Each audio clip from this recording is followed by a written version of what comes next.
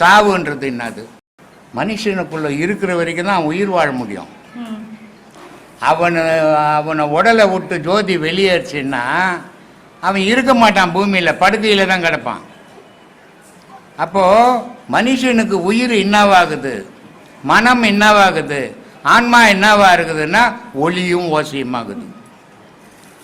இப்போ ஒரு ஆஸ்பத்திரியில் ஒருத்தன் இதில் படுத்துன்னு இருப்பான்,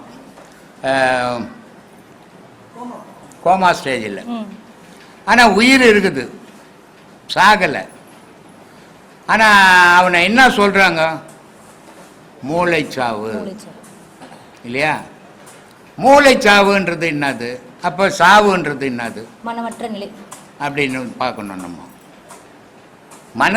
மனசுன்றது தனியாக ஒரு பொருள், அது மூச்சோட எண்ணம் கலந்த பொருள் மனசு. இந்த எண்ணமும் மூச்சும் போய் ஆன்மாவோட இணைஞ்சதுன்னா ஆன்மா தரிசனம் அது. ஆனால் அந்த ஆன்மா எங்கே இருக்குதுன்னா மனுஷனுடைய மூளைக்கு மேலே இருக்குது. கபாலத்துக்கு மேலே இல்லை, மூளைக்கு மேலே. கபாலத்துக்கு பிரணவ மேடு